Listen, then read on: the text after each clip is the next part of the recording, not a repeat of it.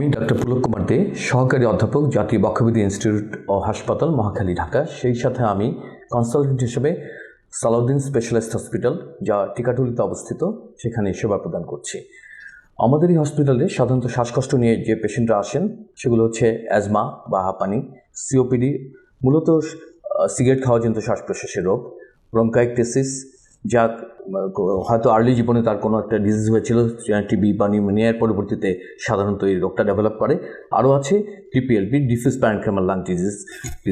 কিন্তু সমাজে আসলে সব শ্বাসকষ্টই অ্যাজমা হিসেবে পরিগণিত হচ্ছে, যার ফলে প্রকৃত চিকিৎসা থেকে আমাদের পেশেন্টরা বঞ্চিত হচ্ছেন এবং শেষ জীবনে তাদের অপরিমেয় কষ্টের মুখোমুখি হতে হচ্ছে। আমরা যেখানে চেম্বার করি, সালাউদ্দিন হসপিটাল, সেটা আসলে পুরান ঢাকায় অবস্থিত।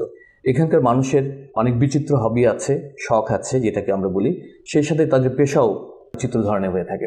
অনেকেই দেখা যায় যে বাড়িতে পশু পাখি পালন করেন, বিশেষত অনেকে কবুতর পালন করেন। এই কবুতর থেকে এক ধরনের রোগ হয়, সেটাকে বলা হয় বার্ড ফেন্সিয়ার্স লাং অথবা পিজিয়ন ব্রিডার্স লাং।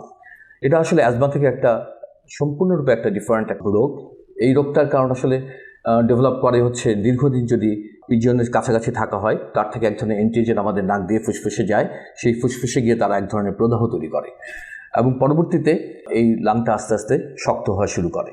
সুতরাং এই রোগটার ডেভেলপমেন্ট, এটা কজ, এটা কমপ্লিকেশন এবং চিকিৎসা অ্যাজমা থেকে সম্পূর্ণ আলাদা।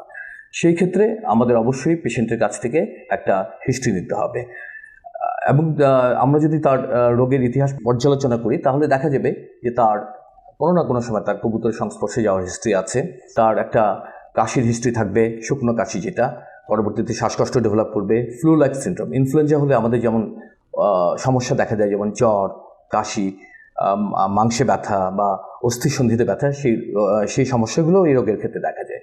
আবার দেখা যায় তাদের ওজনও কমতে থাকে, খাওয়ার অরুচি দেখা দেয়, যা অনেকে টিবি বলে মনে করেন।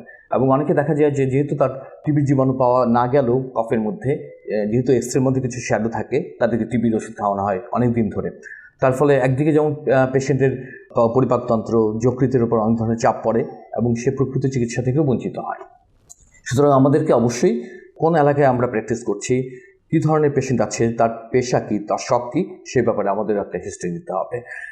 এবং আমাদের ইদানিং দেখা যায় আমাদের আশপাশে অনেক কনস্ট্রাকশন ওয়ার্ক চলছে, এলিভেটেড এক্সপ্রেসওয়ে, তারপরে আপনার রাস্তাঘাটের কাজ, বহুতল বিল্ডিং তৈরি হচ্ছে, সেখানে অনেক লোক কাজ করছেন, শ্রমিক থেকে শুরু করে ইঞ্জিনিয়ার অনেকেই।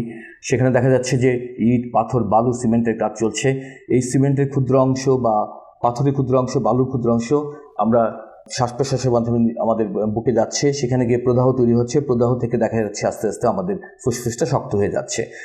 কিন্তু প্রাথমিক অবস্থায় তারা হয়তো অনেকের সাথে যোগাযোগ করেন, এবং ফার্মেসিতে গিয়ে শুধুমাত্র মন্টেলুকাস্ট খান। তার ফলে দেখা যায় তাদের রোগের কোনো উন্নতি হয় না, পরবর্তী তারা অনেক ধরনের কমপ্লিকেশন নিয়ে আসেন। সেই ক্ষেত্রে অবশ্য তাদের জন্য কিছুই করার থাকে না। দেখা যায় যে বছরের পর বছর, মৃত্যুর আগ দিন পর্যন্ত তাদেরকে অক্সিজেন নিয়েই বাড়িতে থাকতে হচ্ছে বা হাসপাতালে থাকতে হচ্ছে।